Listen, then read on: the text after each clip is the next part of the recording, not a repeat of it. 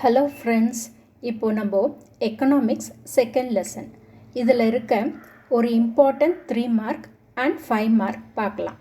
அதாவது page number 75 இருக்கிற 34th question, அதாவது state the concept of super multiplier. அப்புறம் இன்னொரு 5 mark 36th explain Keynes psychological law of consumption function with diagram. இந்த ரெண்டு தான் இந்த வீடியோவில் பார்க்க போகிறோம். இது ஒரு 3 mark. State the concept of super multiplier. Answer என்னன்னா, super multiplier is K and beta interaction.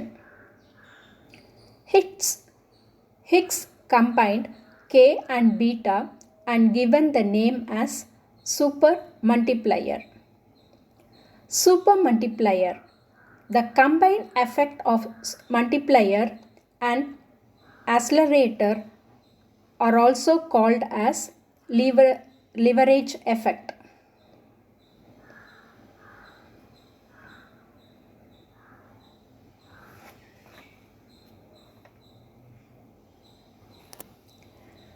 Therefore, leverage effect is combined effect of multiplier and accelerator. Formula: Y is equal to C plus IA plus IP. Y is aggregate income, C is consumption expenditure, IA is autonomous investment, IP is induced private investment. Super multiplier includes autonomous investment and induced private investment. இதுதான் ஒரு 3 மார்க்கோட answer. இப்போ next 5 mark பார்க்கலாம். Explain the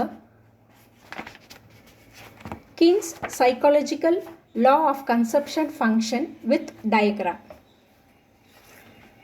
first நம்ம கீன்ஸோட definition எழுதிக்கலாம். Keen's psychological law of consumption function. The law implies that there is a tendency on the part of the people to spend on consumption less than the full increment of income. Next assumption. The other variables do not change. Example, taste, habits, etc. Second, extension of normal condition. Example, no war. Third, existence of laissez-faire capitalistic economy. Example, free to spend. இப்போ next பாருங்க, tabular காலம்.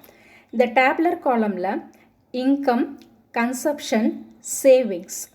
Income Y, consumption C, savings is S equal to Y minus C. Income கீழே 120, 180, 240 எழுதிக்கோங்க. அப்புறம் consumption கீழே 120, 170, 220 எழுதிக்கோங்க. ஓகேவா? அப்புறம் சேவிங்ஸ் என்ன? Y minus C, அதாவது 120 minus 120 0, 180 minus 170 is 10, 240 minus 220 is 20. அப்படி லைனாக எழுதிக்கோங்க. ஓகேவா? இப்போ நெக்ஸ்ட் டயக்ராம். இந்த டயக்ராமில் X axis income, Y axis consumption and savings. Y ஆக்சிஸில் நம்ம இந்த டேபுலர் காலமில் எழுதியிருக்கோம்ல, 120, 180, 240, அதுதான் இங்கே ஒய் ஆக்சிஸில் கீழே எக்ஸ் ஆக்சிஸில் கீழே எழுதிக்கணும்.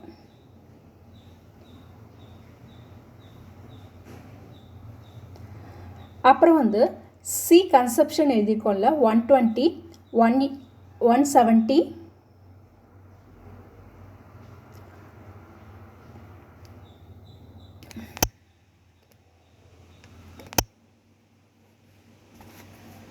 240 எழுதிக்கோங்க.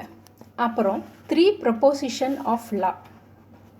அப்புறம் பாருங்கள் டயக்ராமில் நம்ம வந்து C is equal to 20 plus 5/6 plus y mention பண்ணிக்கோங்க.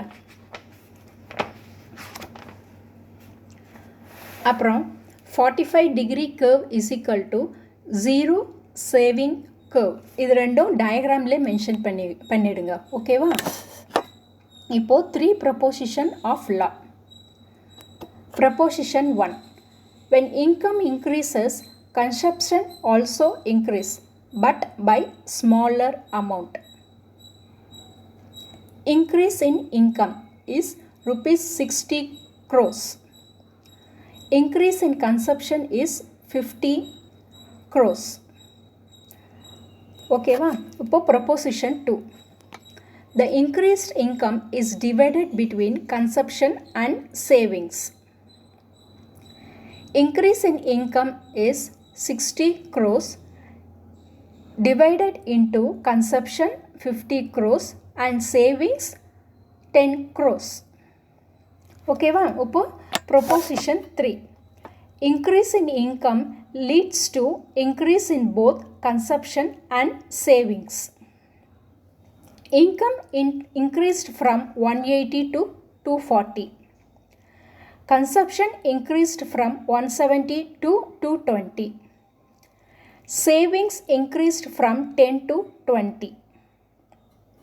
இதுதான் 3 proposition.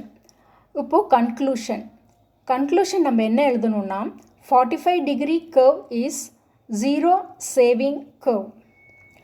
45 degree curve and C curve explains the widening area of consumption and widening area of consumption and savings. Now I will repeat it. 45 degree curve is 0 saving curve. 45 degree curve and C curve explains the widening area of consumption and savings. இந்த answer ஈஸியாக இருக்கிற மாதிரி நான் எழுதியிருக்கேன். இது நீங்கள் பார்த்து அப்படியே படிச்சுக்கோங்க.